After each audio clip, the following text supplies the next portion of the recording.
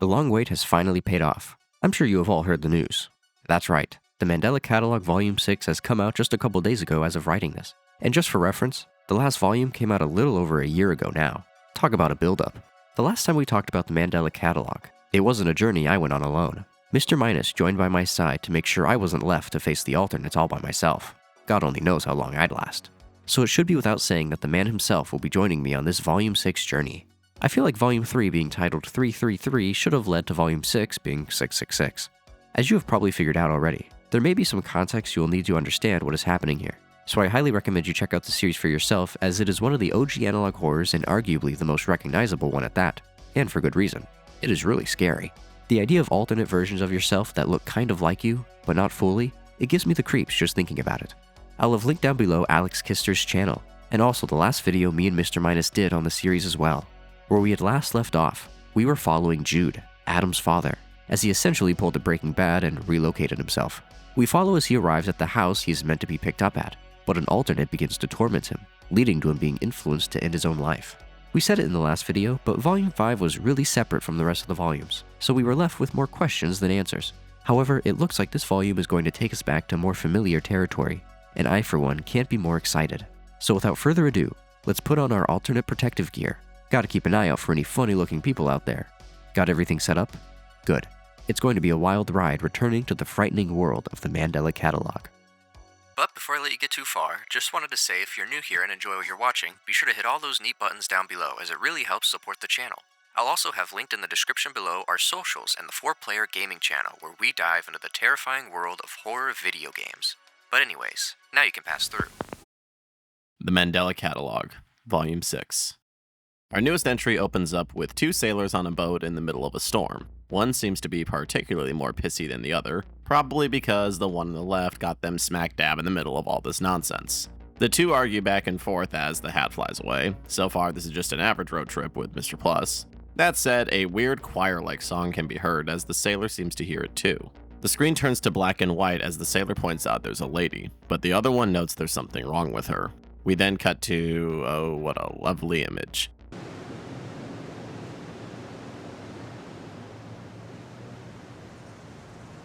Well, Gabriel, looks like you have some competition for what will haunt me in my sleep. Good to see the series hasn't lost its touch. Anyways, we're now looking at some static as a voice speaks to us. It brings up an amazing first date conversation, animal abuse. In short, the voice basically says, barring psychopaths, torturing animals is something humans don't like to do. This is because animals are innocent. Animals do what they do because it's in their nature. Even if they're dangerous, it's not fun to hurt them because it's just an animal acting upon its nature. Humans, on the other hand, choose to be evil. The voice then posits, therefore, it's easier to torture a blind man who killed his own people while contemplating the idea of animals having unspoken rules of their animal kingdoms. It talks about how humans may think we are civilized, but it doesn't justify wiping out animals. Humans may never understand animals entirely, but the voice believes humans should not tamper with nature, under any circumstance. We are then taken to 2011, and we are brought to this website called Dove Messenger. Looks like the same chat service Adam was using in Volume 4. However, it seems like we have taken on the role of Julie. We log into our account, and once inside, nothing seems all that interesting, other than Eve being one of her contacts and Amanda up at the top, who, if we recall in Volume 1, did not seem very happy with Adam, perhaps an ex.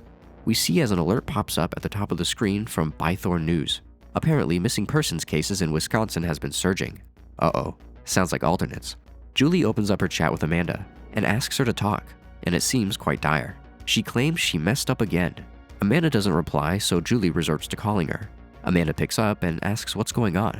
Julie doesn't admit it, but Amanda asks if she has been searching again, to which Julie then says she has, whatever this means. Julie explains that she keeps finding old videos, lost media if you will. However, this shit is stuff you'd find on the dark web. Amanda asks what was on it, and Julie explains that one of the tapes contained footage of a girl jumping off the top of her apartment building, apparently due to a conversation she had with someone online.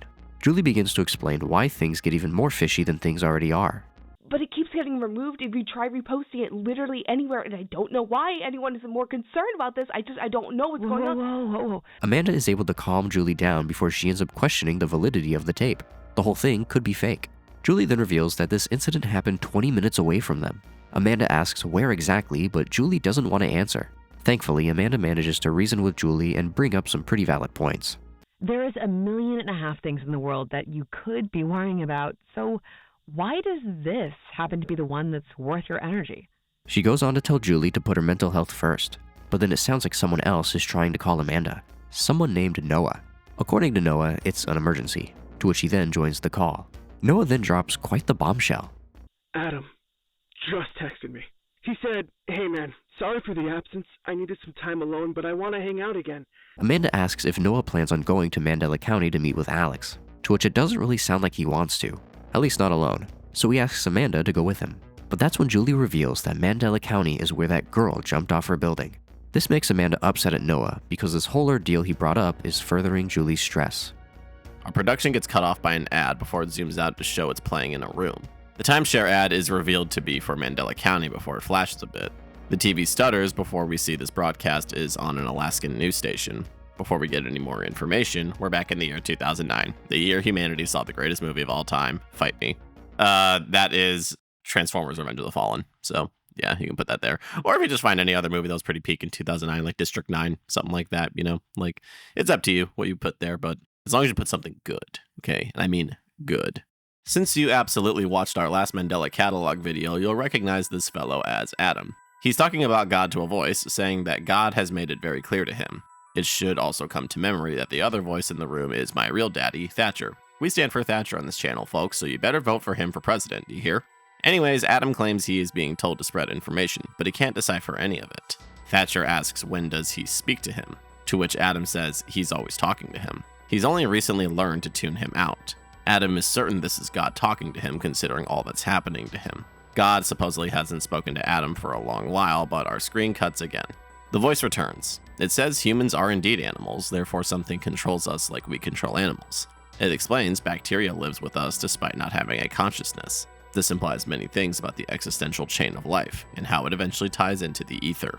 This lecture is going way above my head, Professor. The screen flashes a few more times before we're met with this guy. Look, Pip, I know it's our job to help this guy and everything, but I think this guy's a lost cause. After a short staring contest, we then cut to our crew on the road. We return from that nightmare, and Noah says Adam has yet to respond to any of his messages. Amanda begins to have some smart thoughts, like second ones. Noah begins to get upset, and Amanda explains that this whole situation has weird vibes, to which Noah says she is starting to sound like Julie. This begins to spark a whole argument between the two of them. I thought your whole job was to gaslight her into thinking she didn't have a point. Whoa, someone's shitting the bed this morning. This doesn't last long, however, as we quickly cut away and return to Detective Thatch and Adam. He tells Adam that he has been seeing things as well, telling him that he isn't alone, even saying he hears things in dreams as well. But it doesn't sound like he believes it's real, and chalks it up to it being in his mind, blaming it on his mindset. Adam interrupts him, asking him what keeps him held down and hidden away. Thatcher says he still has hope, and Adam says he doesn't. He tells him that it isn't in his mind, and that they're the ones keeping him isolated, likely referring to the alternates. He reveals it's all been planned out. Unfortunately, Thatcher believes Adam is just hallucinating, which, has Thatcher not been through enough to realize the crazy shit he has been seeing is real? Man, I guess he's just deep in denial.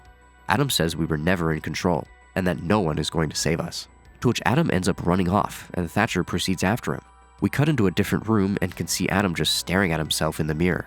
Is that really what I look like, man? I need to lose weight fucking immediately. That is really, really bad. Thatcher finds him and calls out his name, but he doesn't respond, and then we end up cutting out. Our duo pulls up to a house. Amanda is concerned as it looks like a crack house, but Noah is appalled by her fear and decides they're going in. Well, fair. Adam is his Left 4 Dead 2 partner, and you can't find that just walking down the street. Noah knocks on the door as Amanda really wonders if this is the right place. They eventually get inside to find the power is off and the battery is low, so this is quite the situation. Noah walks about, asking around for Adam as Amanda finds a door. She opens it to find a room for some self-reflection. We hear a phone call as it's Julie. She sounds like she's in a pure panic, but her audio is cutting out. She warns them that there's something in this house, but the call drops.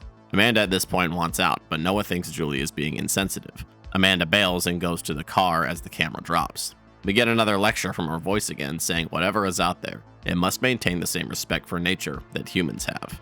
It believes we're all here for a reason. Every community, no matter how small or downtrodden. Therefore, whatever fourth dimensional beings are out there must respect us. It believes whatever is out there would need a lot of power to bring humanity to its knees for its own joy. And as such, everything happens for a reason. Even this scene from Life is Strange. Well, after we have that live leak footage, We end up cutting to this really strange 2D animated segment labeled The Power of Perception, a study of the human mind.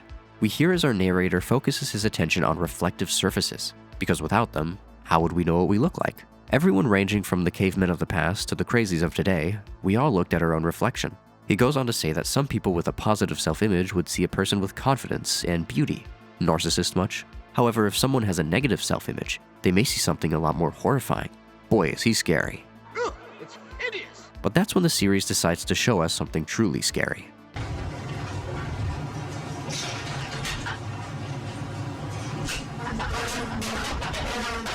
Now that was quite the sight. If I had to guess, that was Adam fully committing to his alternate self, shedding away his final piece of humanity, if he ever had any at all. We then return to Noah, as we now walk the house alone looking for Adam. We check all the rooms, but he is nowhere to be seen. We even go outside and check the van where Amanda's supposed to be.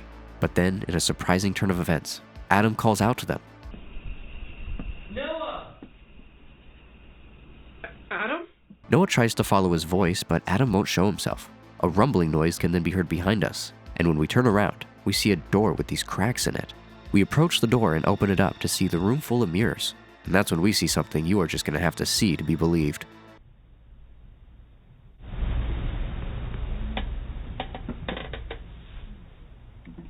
Things get a little dark as Noah freaks out. We can hear footsteps and then get quite the portrait of Adam. The entire time Adam is calling for Noah and Amanda. The camera mostly is dark with a couple glitches before we hear one more set of footsteps. Noah calls out Amanda while profusely apologizing to Adam as we hear a deep growl.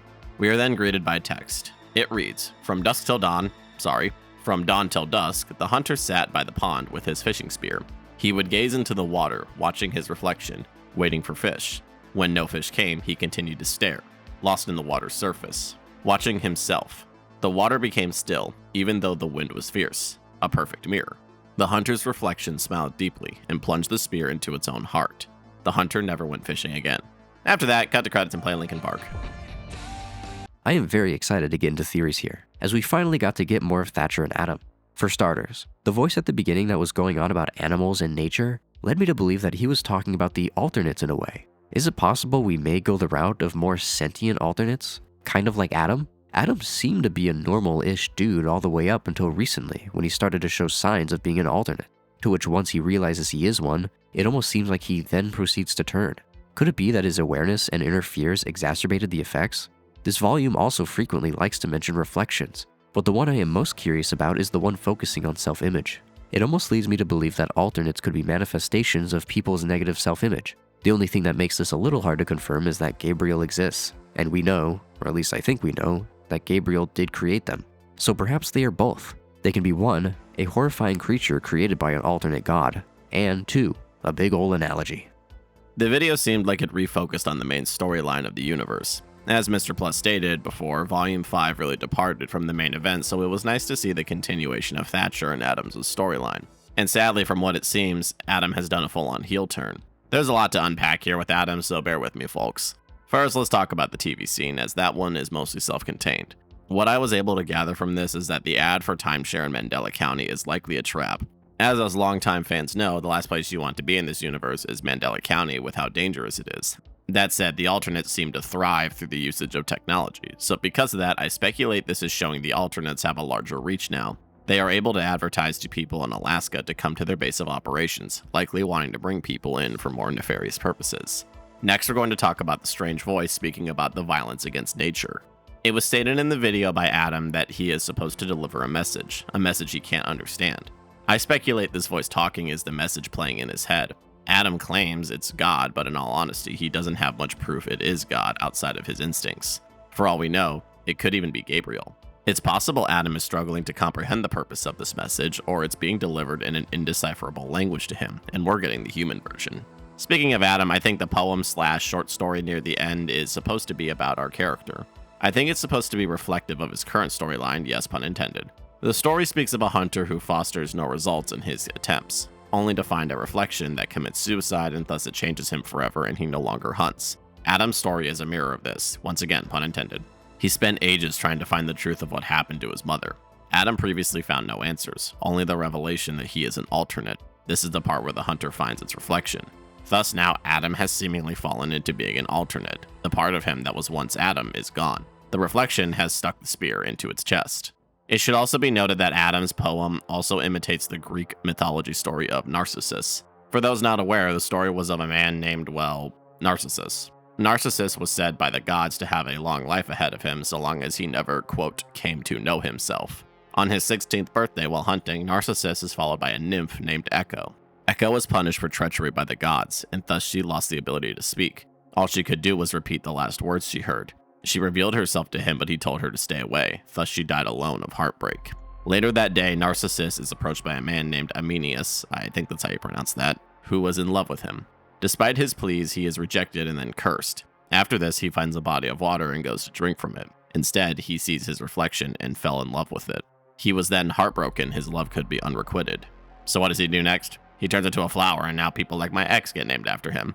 Adam's character in many ways has similarities to Narcissus, with elements like the echo being a nice touch. In our previous video, we noted Adam wasn't exactly all that nice of a person. He was very cold to those around him, and he seemed to be very self-centered, as well as just outright rejecting everyone who tried to help him, much like how Narcissus seemed to care little for the emotions of those he encountered. Thus, Adam has undergone both a mental and physical transformation upon self-reflecting and learning the true nature of his origins as an alternate. If this story is to be followed, it's possible Adam may have an even more tragic ending on his way, unless the new form is the flower, that is.